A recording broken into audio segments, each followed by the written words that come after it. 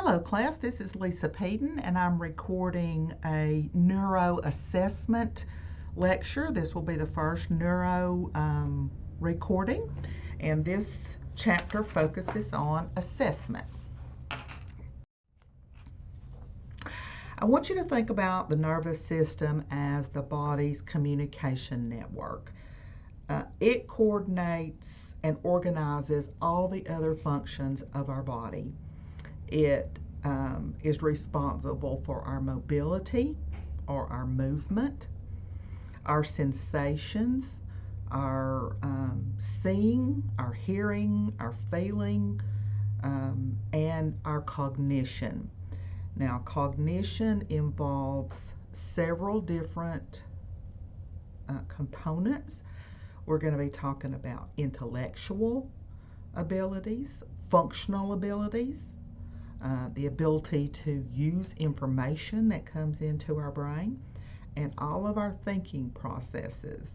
And so the brain is in charge of all of this.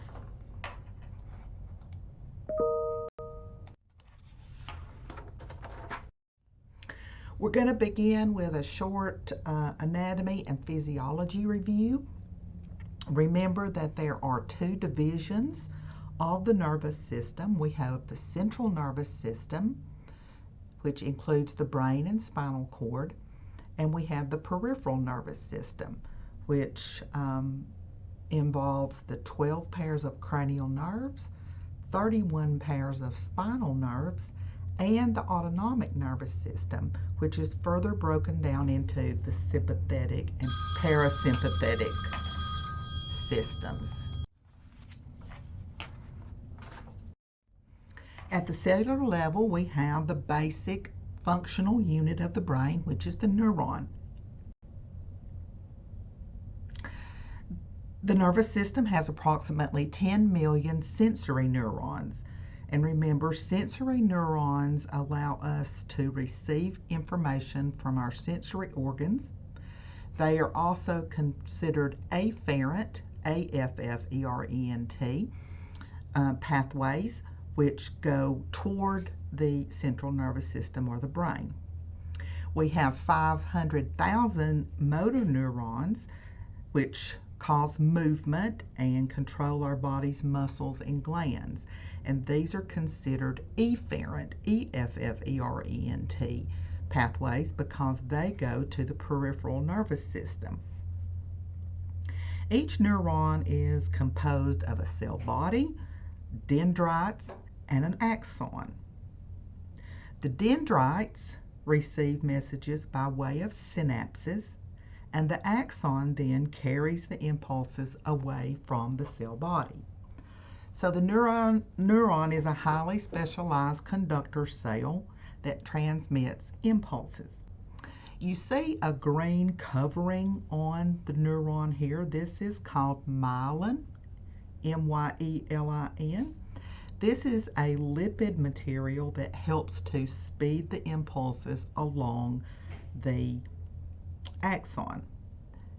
We will talk about some demyelinating conditions as we go through the neuro content, and I just want you to remember that when you have pieces of this myelin that are missing or sort of hollowed out, that the impulses are going to slow, and that will give us many of the symptoms of some disease processes. Neurotransmitters are substances that communicate messages from one neuron to another. They're manufactured and stored in the synaptic vesicles, and when they are released, they cross the synaptic cleft and bind to receptors in the cell membrane. Neurotransmitters can be either excitatory or inhibitory.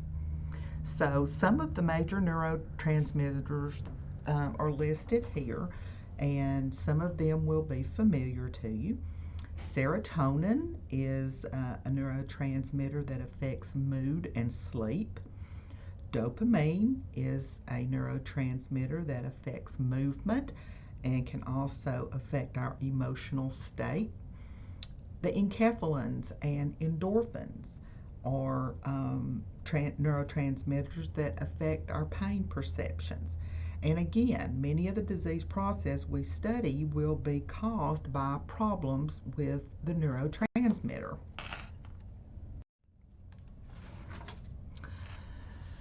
Starting with the central nervous system and the brain itself is about 2% of our total body weight. It weighs about 1,400 grams, which is about 3 pounds in a young adult. But as you know, it does shrink somewhat in the aging process. The brain is divided into 3 major areas. The brown area here you see is called the forebrain. It includes the cerebral cortex, the cerebrum, and the diencephalon. The brainstem in yellow and the cerebellum in red. These are all covered by meninges, and we're going to go through each of these major areas in subsequent slides.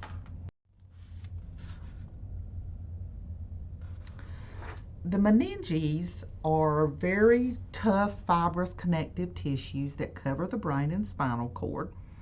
They provide support, protection, and nourishment to the brain and to the spinal cord. There are 3 layers. The dura, which you will see in blue here, is the outermost, very tough, thick, inelastic, and it appears gray in appearance. The arachnoid mater is the middle layer. It's the green layer. It's very thin, it's very delicate, and very much like a spider web, which is how it got its name. The pia mater, which you see in sort of an olive green there, is the innermost layer.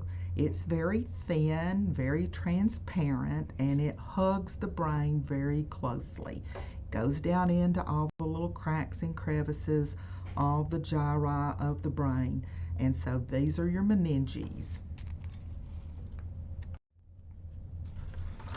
Okay, the cerebrum, which is part of the forebrain. It's the largest part of the brain.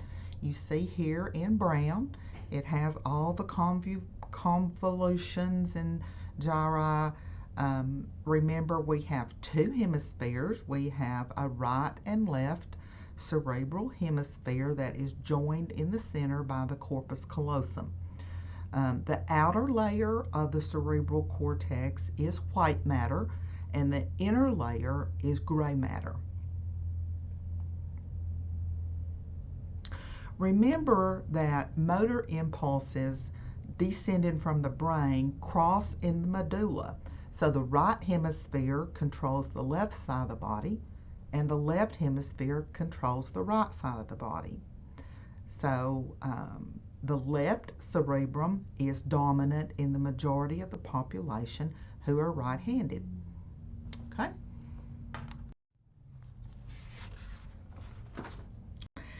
Now, there are 4 lobes of each cerebral hemisphere. And the cerebral hemispheres control all of our very higher functions. The frontal lobe, which is in turquoise, is the largest lobe of the brain. It contains Broca's area, which controls our formation of words and speech. The frontal lobe also controls concentration, memory, our affect, our judgment, our personalities, and our inhibitions. So these we also call executive functions, and it is considered the boss. The parietal area is the purple area. This is our sensory lobe. It allows for our 3-dimensional perception. It allows for us to sing. It has our temperature and taste and touch sensations. The parietal lobe allows us to play an instrument, to read, to do math, and to interpret our auditory stimulus. The temporal lobe, which is the yellow lobe, is the area that controls our language. Also, the temporal lobe is our auditory receptive area. It controls our smell, our short-term memory, and our hearing. It's known as the auditory reception area of the brain. And then the small gold lobe on the back of the brain is our occipital lobe, which controls our vision. There's a chart in your book that describes the main responsibilities of each lobe, and I would like for you to have a good working understanding of that, because as people have strokes, as people have bleeds, as people have brain injuries, if we know where those injuries or strokes are located, we can anticipate what kind of symptoms the patient might have.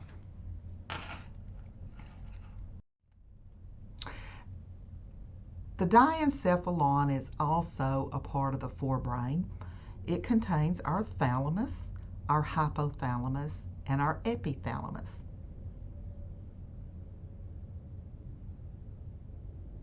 The thalamus is known as a relay station, or the router of all the sensations except smell. The hypothalamus contains the optic chiasm and the olfactory center. The hypothalamus works with and is connected to the pituitary gland, which is the little pea-sized organ you see there.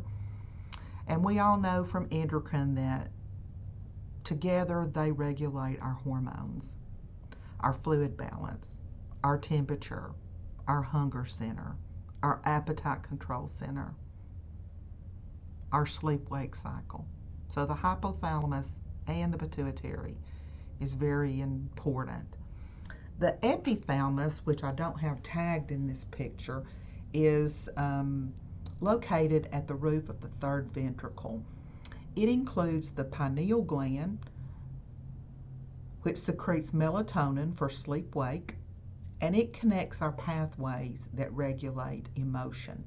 And so there's a lot of research now going into the pineal gland and exactly what it does, but it's located in the epithalamus.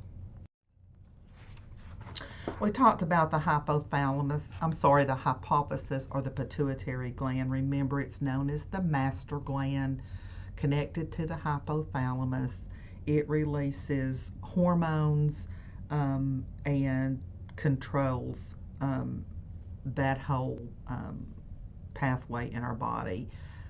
This picture, I just want you to note how very close the pituitary gland is to the nasal cavity, because many times if people have pituitary tumors, we will go through the nose and the mouth to remove that, to keep from having to make a incision into the cranium.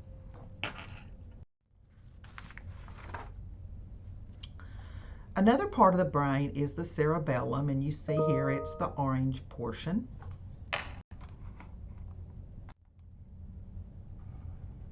It's located under the cerebrum and behind the brainstem. It's separated from the cerebral hemispheres by a fold of dura mater. It is responsible for coordination of movement. So our cerebellum, this little ball area here, is responsible for our coordination. It also controls our fine motor movement, our balance, our position sense, and it helps to integrate sensory input. And so remember that point, because when we get to the assessment portion, I'll need you to understand and remember that the cerebellum is responsible for coordination of movement. The brain stem consists of the midbrain, the pons, and the medulla oblongata. The brainstem is often called our vital sign control center, It also controls some reflexes like coughing, vomiting, and hiccuping. The pons controls cardiac acceleration and also controls our respiratory rate. The medulla is responsible for slowing of the heart rate and also has some respiratory center responsibilities.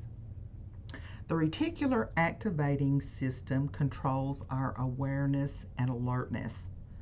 This causes us to waken from sleep when we need to. So these are the parts and functions of the brainstem.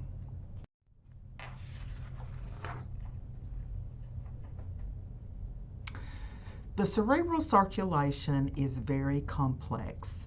It receives 15% of our cardiac output, which is about 750 milliliters per minute. Okay, 750 milliliters of blood per minute. Blood flows against gravity. And it's important to know that the brain doesn't have collateral blood flow. It won't develop extra arteries and vessels like the heart may if there is an interruption to blood flow. So you have what you have, your body's not going to create any more, so that the brain is very, very sensitive to any kind of blood flow occlusion. The arterial blood flow to the brain is provided by the internal carotid artery and the vertebral arteries. The internal carotids and its branches perfuse the anterior portion of the brain, and the vertebral arteries and their branches supply the posterior part of the brain.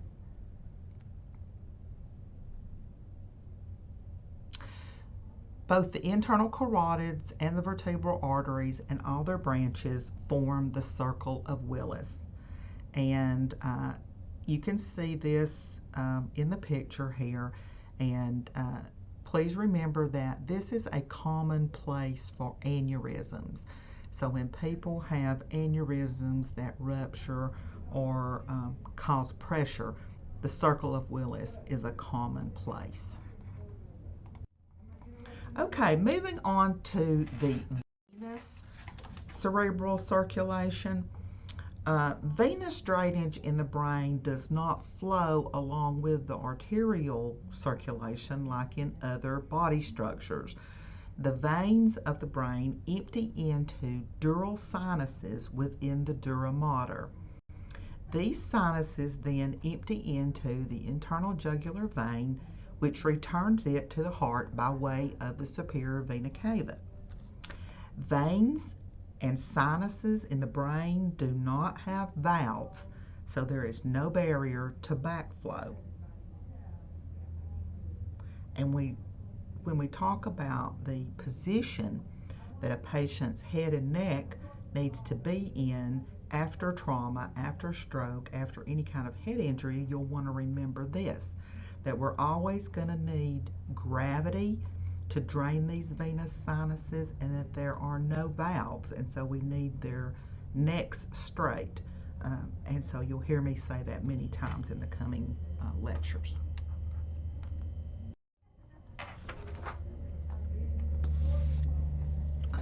The blood-brain barrier is a protective feature of the brain.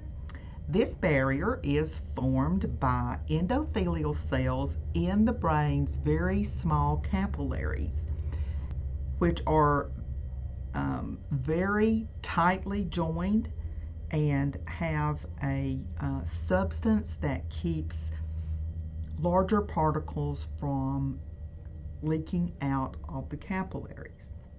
We call this a privileged environment. So in the first picture you see that's a capillary in a normal other part of the body. In the brain you see that these fatty glial cells are overlying these gaps so that substances cannot get in and sometimes cannot get out. So, if a person gets a brain infection, the blood-brain barrier will filter out a lot of the antibiotics that we are trying to give them. So commonly with brain infections and with brain tumors where we have to give chemotherapy, we have to give very large doses of these medications because much of the medication will be filtered out by the blood-brain barrier and only a certain portion of it will get through. Now, some small particles can pass through the blood-brain barrier. These are things like oxygen, carbon dioxide, glucose, alcohol, anesthesia, and water. Some of the larger particles that cannot pass through are proteins and many other drugs like antibiotics and chemotherapy. So this is the blood-brain barrier, which is this very privileged environment provided by these tight junctures in the patient's brain capillaries.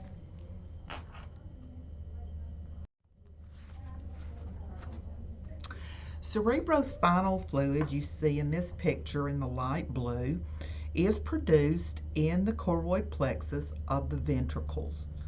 It should be clear and colorless, and its composition is similar to plasma.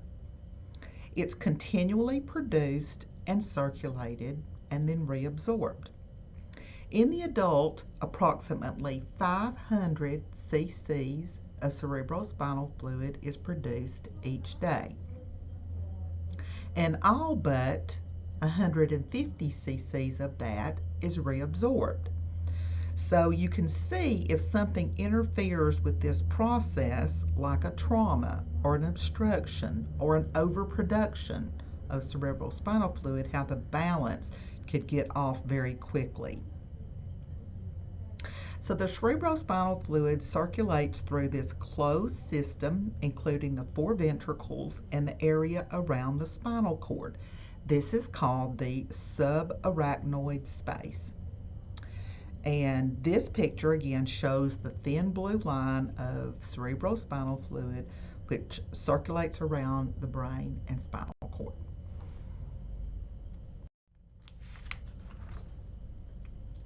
The spinal cord is our connection between our brain and peripheral parts of our body. It's approximately 18 inches long and about the thickness of your finger. It extends from the base of the skull to the first lumbar vertebra, L1. The spinal cord is surrounded by meninges and then protected by the bony vertebral column. It contains ascending or sensory tracts that begin in the spinal cord and end in the brain. It also contains descending motor tracts that begin in the brain and end in the spinal cord.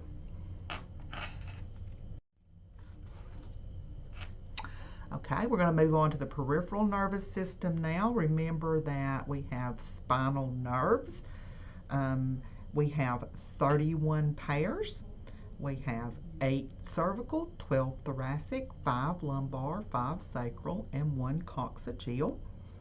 Each has a posterior and anterior branch. The posterior branch carries sensory information to the cord, and the anterior branch carries motor impulses to the muscles.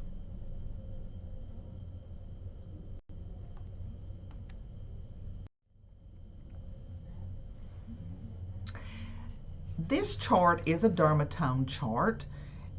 It shows the areas of the body that is controlled by each spinal nerve. So in this dermatome chart, each spinal nerve correlates to a specific area of the skin. There's also a chart in your book that you can look at that may feel like you can see better. Okay. The peripheral nervous system also contains the 12 pairs of cranial nerves. Most of the cranial nerves innervate the head, neck, and special senses. I want you to look at the close proximity of the cranial nerves. They are very deep in the brain, and so with any swelling, even the smallest amount around these cranial nerves, you will see symptoms, and so that's why they are easily assessed and very responsive to even the first bit of bleeding or edema. So this is why we need to learn to assess the cranial nerves. Okay, the autonomic nervous system regulates the activities of our internal organs like our heart, our lungs, our blood vessels, our digestive organs. The autonomic nervous system is not usually under our conscious control. So the body just sort of handles this, or the brain just sort of handles this for us. There are two major divisions within the autonomic nervous system: the sympathetic and the parasympathetic. And these two divisions act in opposition to one another.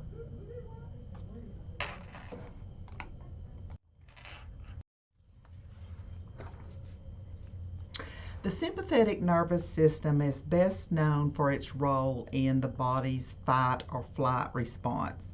You see here the person who encounters a very significant threat, and when the body is placed under stress, the sympathetic impulses increase greatly in order to fight the stressor. These are some of the reactions your body has, all to fight the stressor.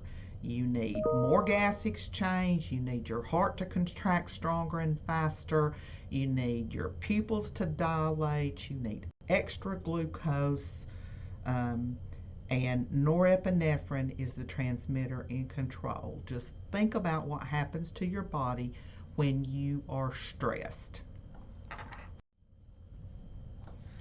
The parasympathetic nervous system, on the other hand, is going to be dominant during very quiet and non-stressful conditions. It works in opposition to the sympathetic nervous system. It slows the body. It takes care of our general housekeeping type responsibilities like feeding and breeding. More primitive body functions like digestion and sleep. So you can see how the sympathetic and parasympathetic systems are sort of a yin and yang type, have a sort of that type of relationship. The nervous system of older adults undergoes many changes with aging.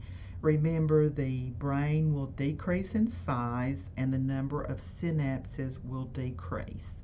So I won't read these through to you, but please make sure you have an understanding of what happens to our brain and our neuro system with aging. And then here's some more sensory alterations. We have some visual and hearing loss. We have some altered smell and changes in our sleep pattern. All of these are normal changes related to aging.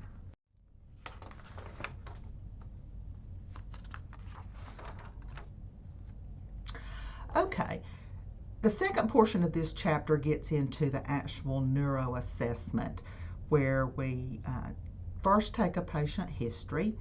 We want to know the history of the present illness. Why are you seeking treatment today? Are you able to do your own ADLs? Have you had falls? Have you had trauma? How much alcohol do you use? Are you right or left-handed? how do you sleep, those kinds of general questions. We also want to inquire about family history. Many of the neuro diseases have somewhat of a familial or even a genetic component. You'll see a familial tendency in stroke, in headaches, Huntington's disease. So we do want to find out if those are present in any close relatives. We want to ask them about clinical signs of neurodisease, pain, and all of the pain assessment questions that go along with that. Have they had seizures? Often this is the first sign of brain pathology. Are they dizzy? Do they have vertigo? These are common symptoms in the elderly. Are they having visual disturbances like diplopia or double vision? Weakness. Weakness is one of the most common symptoms of neurodisease, and it's often after pain what patients come in with a complaint of. And then we want to know about any other abnormal sensations like numbness or paresthesia or paralysis. So all of these need to be included in your patient history.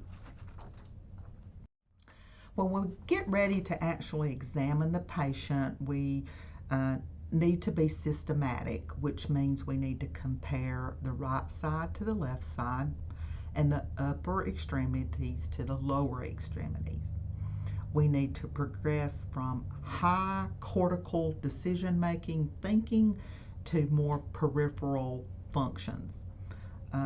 Remember that the neurophysical assessment is sometimes very indirect, which means we have to rely on a patient's interpretation of how they're feeling. Know that the history is important and that you don't need a lot of fancy bells and whistles. You need a pen light, a reflex hammer, and a Q-tip.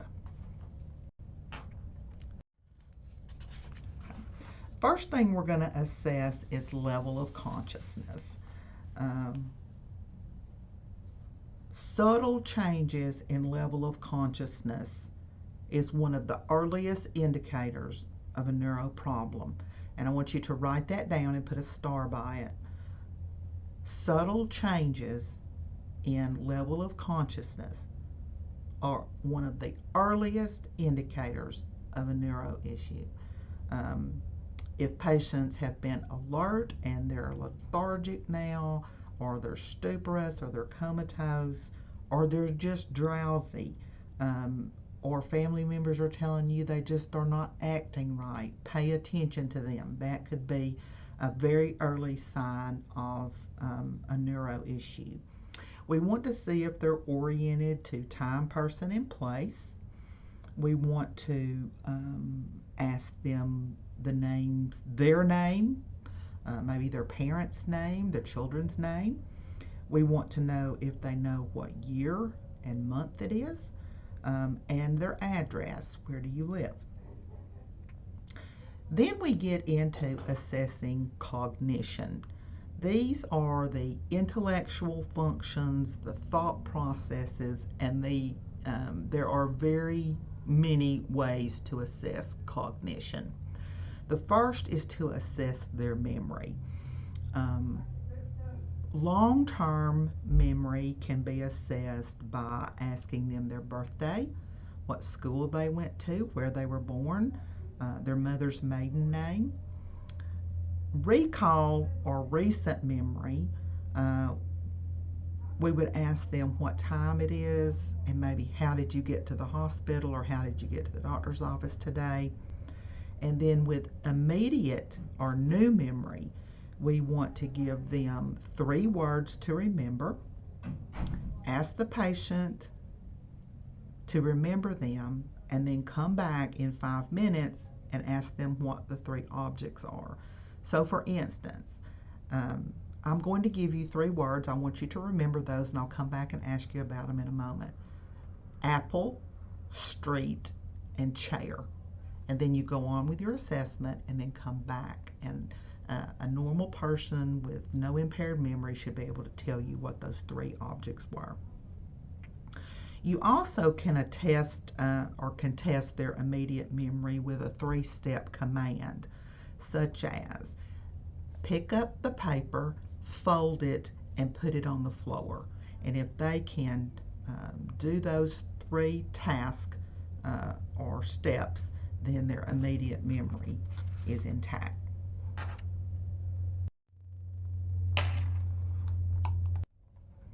Another way of assessing cognition is to assess their attention. You want to ask them to repeat 7 digits without faltering. So you can start with 3 digits. If they can remember 3 digits, then move up to 4, and then 5, up to 7. A normal person should be able to repeat 7 digits without faltering. You want to ask them to recite 5 digits backward. Okay? You can ask them to count backward from 100. And then serial 7s mean that you add 7 to each number going forward. 7, 14, 21, 28, etc. You may stop at 65 if they are able to do this. You can also start at 100 and subtract 7. So 100, 93, etc., etc. We want to assess cognition by asking them about their language and ability to copy things. Can they follow directions? You probably will already know this by now. Do they comprehend writing? Can you write close your eyes? And they close their eyes. Now, obviously, they have to be able to read to do that. Can they copy a simple object such as a box house or a noun and verb sentence?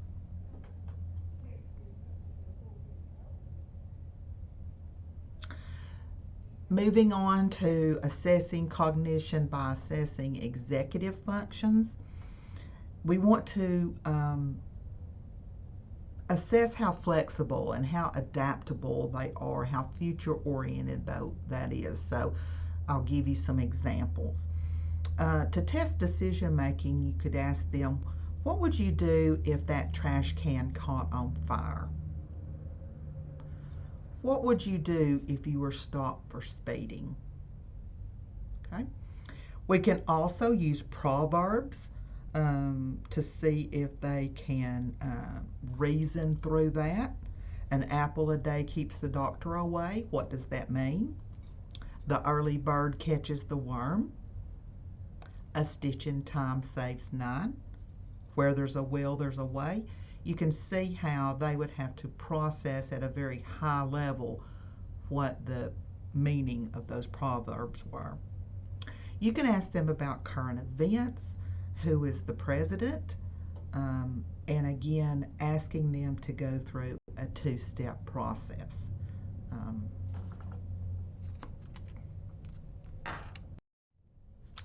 Now, I want you to know the difference between these 2 terms.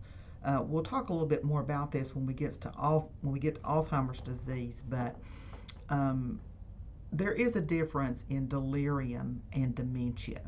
Okay, delirium is a very acute, confused state. It comes on quickly, and they have attention issues, memory deficits, may be paranoid, but these are usually caused by things like medications, placing them in a different environment, electrolyte disturbances, something that can be corrected. Dementia, on the other hand, is a permanent impairment. It is irreversible, it's degenerative, and we know Alzheimer's is a good example of dementia, And another kind of dementia is vascular dementia, where the patient is not getting enough blood flow and therefore oxygen to their brain. So please just have an understanding of the difference in these two terms.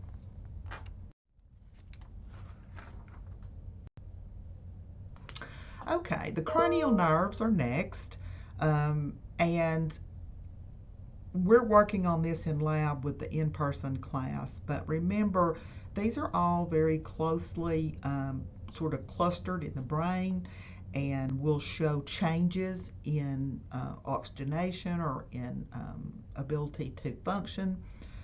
And these are some of the ways that we can assess the cranial nerves.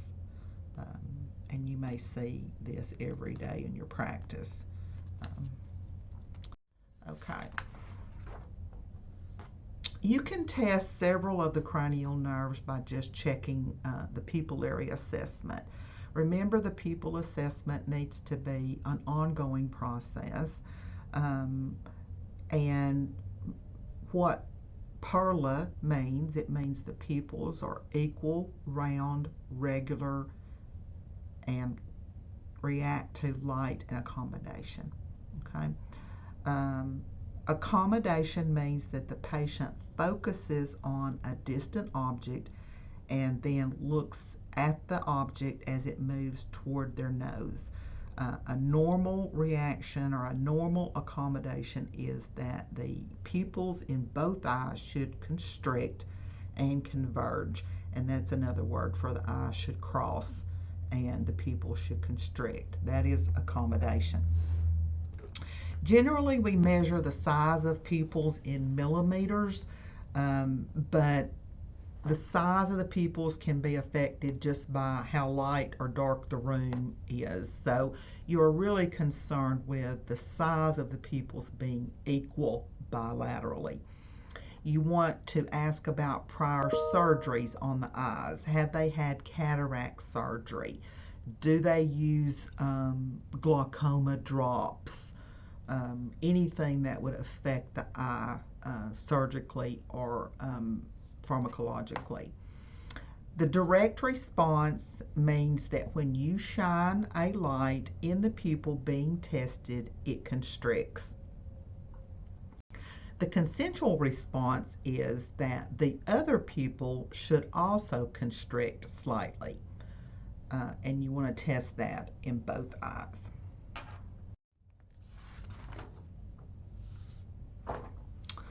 Okay, to test motor function, we want to palpate the muscles for size and symmetry. Muscle tone refers to the tension in a muscle while it's at rest. An increased tone would indicate either spasticity, flaccidity, or rigidity. Muscle strength is assessed by having a patient flex and extend their muscles against resistance.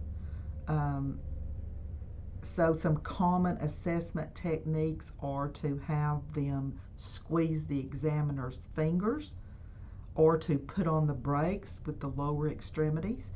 And here you want to be sure and compare both sides.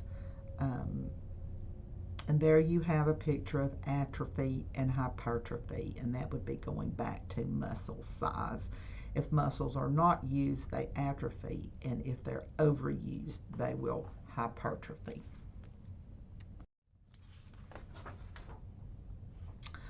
A pronator drift test is a method for testing for very subtle upper and lower extremity weaknesses. Say you've gone into your patient to do their fourth neuro check in the middle of the night, and you think, oh, that left arm seems weak, or that right leg seems weak. Before you call the doctor, there's a couple of tests that you can do to confirm your findings. With the arms, you want to have the patient stand. If they can stand, if they can't, they can sit on the side of the bed with their arms extended and their palms up. The patient needs to have their eyes closed, and if the patient is weak on one side, even a small amount, their hand will pronate or turn over and drift down. And this means the patient has a slight weakness, and we call that a positive drift. If the patient is lying down and you want to check their legs, you can have them lift their legs by 30 degrees off the bed with their eyes closed. And again, if one leg starts to drift down, you can confirm that they have a weakness. A positive drift would indicate a cerebral or brainstem reason for muscle weakness. And again, if you are going to call in the middle of the night for a new change in the patient's neurostatus, this is something you can do. If you report to the physician they have a positive drift, then they will know that you have done a complete assessment. These are two abnormal motor function postures. It indicates that something is interfering with the brain to spinal cord to periphery communication of nerve impulses. A decorticate posturing, you can see here, means that the arms, wrists, and fingers are flexed, and the legs internally rotate and plantar flex. Now, we will use these two terms while we talk about the Glasgow-Coma scale, but usually this posturing is done in response to some kind of stimuli.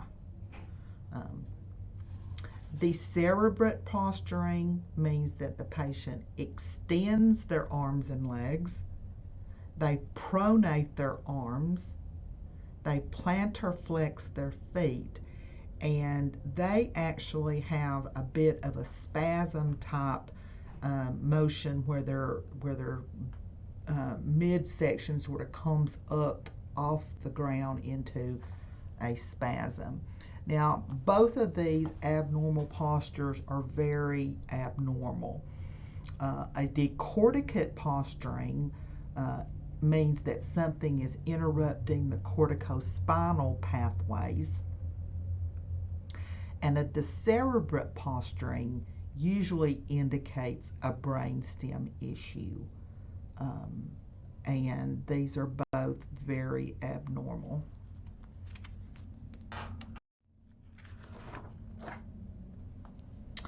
Assessing deep tendon reflexes. Remember, reflexes are a closed circuit type response. It's an involuntary contraction of a muscle in response to stretching the tendon near the muscle's insertion. It doesn't really require any control by the brain. These are some of the common reflexes that we test. And here you see a picture of the doctor checking the patellar reflex. You want to hold the reflex hammer loosely between your thumb and index finger and use a wrist action similar to percussion, right where that patellar tendon controls the muscle. And you know that a knee jerk is the response that we are looking for. Now, reflexes are graded on a scale of 0 to 4+, and 2+ reflexes are considered normal.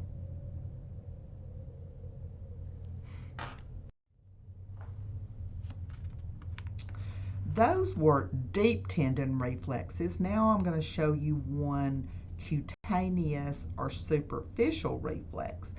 This is called the plantar reflex, and it's tested by using the handle of your reflex hammer and stroking the lateral side of the foot.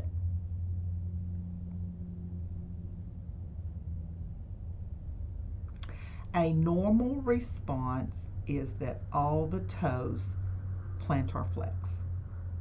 Right? Other cutaneous reflexes that we might do are the corneal reflex, the gag reflex, the swallow reflex, upper and lower abdominal reflex, the cremasteric reflex, bulbocavernous or perianal reflex. And you may have practiced some of these when you were learning about babies. Babies, remember, have very strong reflexes, so they have not matured yet.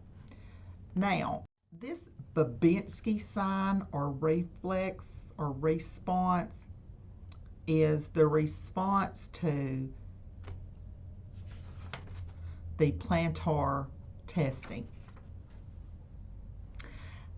When you stroke the bottom of the foot, a normal response is all the toes are down going. They are all plantar flexed, and you see that in the A picture. An abnormal response or a positive Babinski sign is when the great toe is dorsiflexed and the other toes fan out. This is abnormal in an adult. Now, in a child or baby under 2 years old, because their reflexes are still pretty immature, it's considered normal. Okay?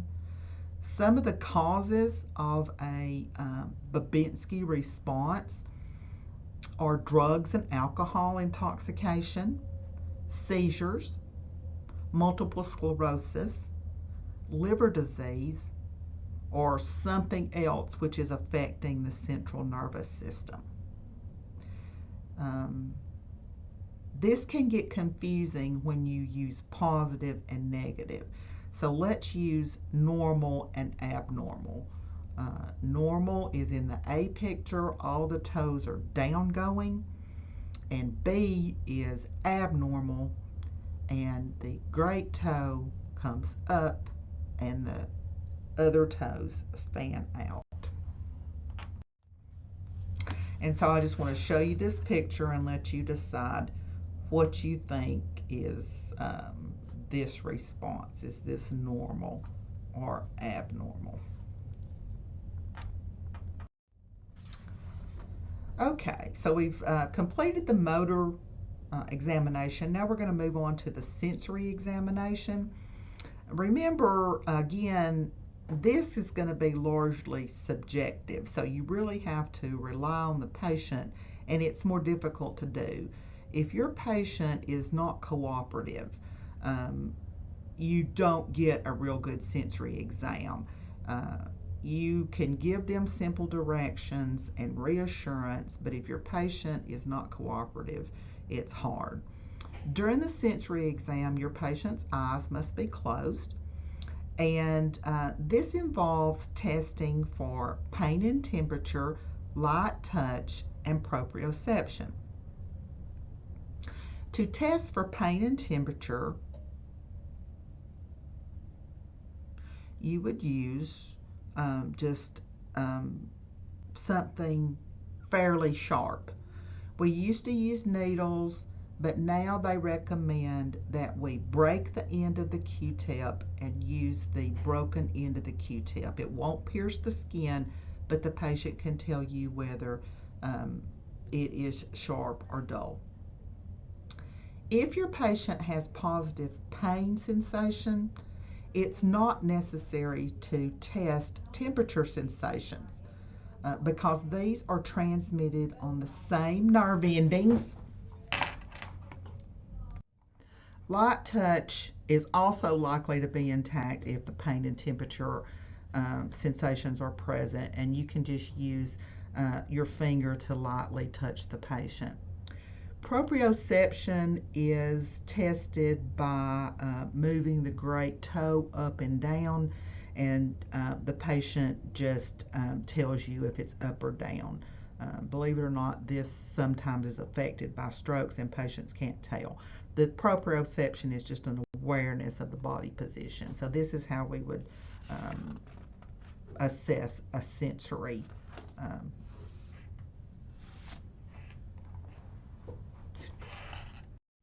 okay. Moving on to assessment of the cerebellar function, we're going to test coordination first. With the upper extremity test, you want the patient to perform rapidly alternating movements like patting their thigh, rubbing their stomach, patting their head, and you want to note how what the speed, the symmetry, and the degree of difficulty the patient has performing this action. Point-to-point testing is where the patient's arms are outstretched and you ask him to use his finger to touch his nose repeatedly several times. You want to have him do this point-to-point testing with his eyes open and then with them closed. You can test coordination of the lower extremities by having the patient run the heel of one leg down the opposite shin and then repeat with the other leg. A person who is considered normal can do this and keep the heel on the opposite shin. And they can do this either standing or they can also do it seated if they are not steady enough to stand. With cerebellar function, we're also going to assess gait and equilibrium. We want them to walk across the room and return, and we want to observe their gait, whether it's smooth or staggering, whether it's uneven. We want them to stand on one foot and see if they can keep their balance. We want them to tiptoe walk and walk heel to toe. All of these are checking cerebellar function. Now, alcohol affects our cerebellum. So some of these same tests are used as field sobriety testing. Okay, this is what the popo might do on the side of the road if you're weaving in your car and they drag you out and do a field sobriety test. Think about it. They're going to ask you to walk down the line, tiptoe, walk heel to toe, and they are looking for instability. The Romberg test screens for equilibrium problems also. You want to have the patient stand with their feet together and their arms at their side. First with their eyes open and then with their eyes closed for 20 to 30 seconds. A small amount or slight swaying is normal, but if the patient completely loses their balance, this is considered a positive Romberg test.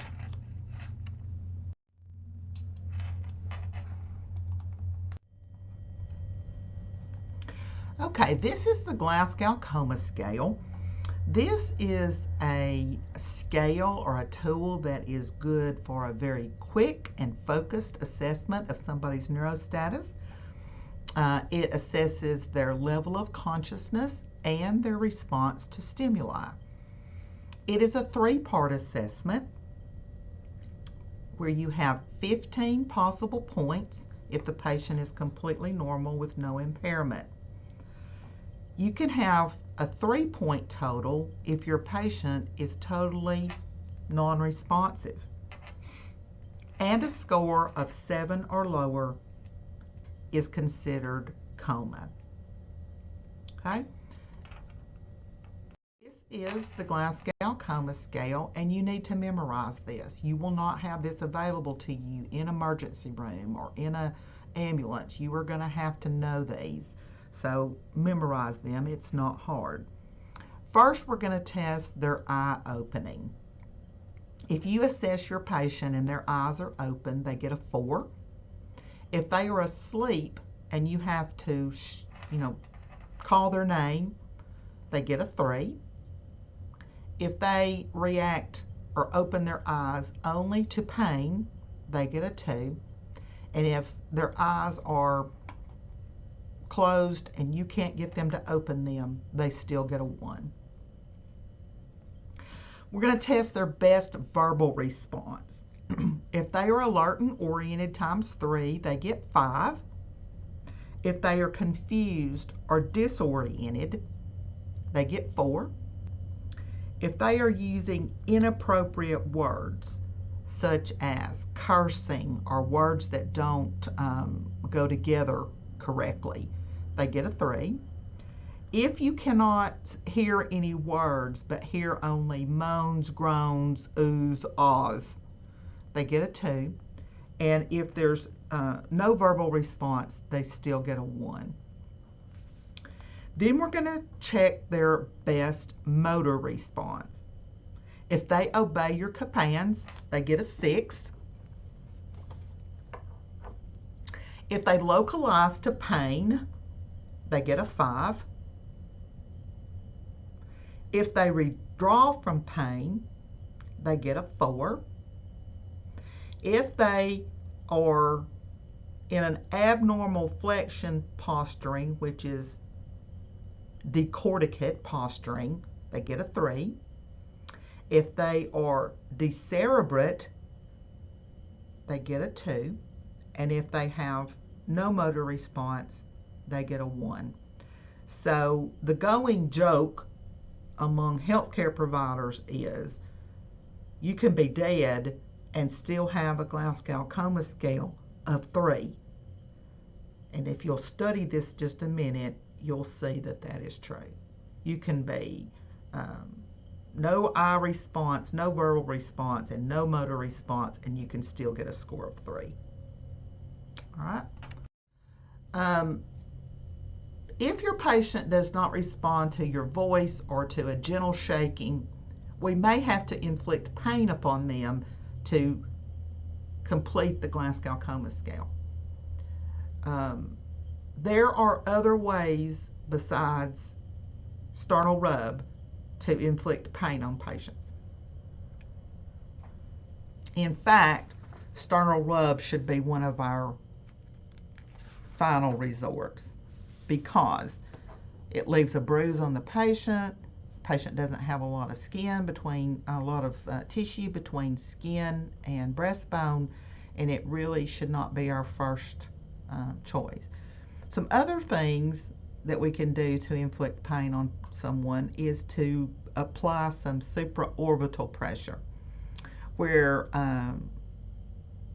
you press on the middle of their eyebrow and push upward. Supraorbital, press on the patient's eyebrow in the middle and apply pressure. Okay, the trapezius squeeze. We know the trapezius is that big muscle in our neck, between our neck and our shoulder.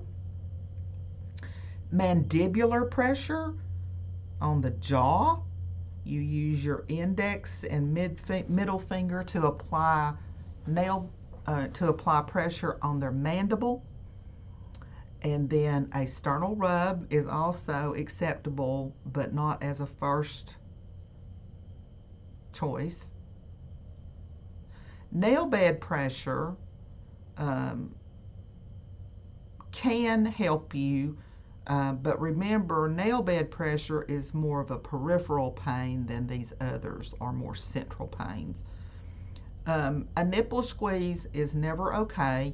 I've worked in ICUs where patients were very unstable neurologically, and inexperienced residents and nurses would squeeze and twist their nipples as a ultimate infliction of pain to see if their patients would react. And so that's sort of one of those situations where if you know, you know, but never inflict pain with a nipple squeeze or twist.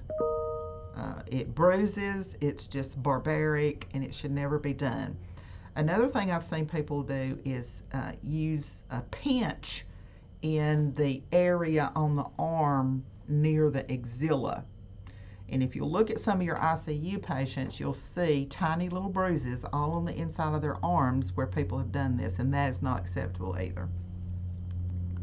We'll talk more about this in class. Okay, now on the Glasgow Coma Scale, you saw two responses to pain, localizing and withdrawing. They are very different, okay? With localizing, this is a higher level of response. This means when you inflict pain on them, they come up with their hands to try and swat away that pain. So they are localizing with either their hands or their feet the area of the pain and trying to push it away. Withdrawing means that they are just pulling their body part away from the source of pain. And this is worth 4 points on the Glasgow Coma Scale. It's not as high as coming up with an extremity to push away the pain. This would be like if you were squeezing their trapezius, they would be trying to pull their shoulder away from that pain. So this is the difference in localizing and withdrawing. We've talked about decorticate and decerebrate, and you can see that on decorticate, where they're pulling their arms up toward their core, they get 3 points on Coma Scale. And extension of the arms and legs, decerebrate, they only get 2 points on the Glasgow Coma Scale. All right, just to talk about children just for a minute, we do use the Glasgow Coma Scale with children, but there is an adapted version. If you're assessing a child younger than 2 years old with any of these neuroassessment techniques, they need to have a parent present. And remember that early neurologic responses in infants are primarily reflexive, but gradually replaced by meaningful movement. And so, if a child has a Babinski response, remember that that may be normal depending on their age. This is the adaptation for a pediatric patient. The differences are mainly in the verbal response categories. So for 5, they are babble and cooing appropriately. 4, they are crying but are inconsolable. A 3 score means persistent or crying or screaming. And then a 2 would be grunts or moans in pain, and then a 1 would be no verbal response. The rest are, you can see, pretty much like the adult version. Okay, I'm going to stop here and do the diagnostic test in a version 2 of the first chapter. Thank you for your attention. I know this has been a long one.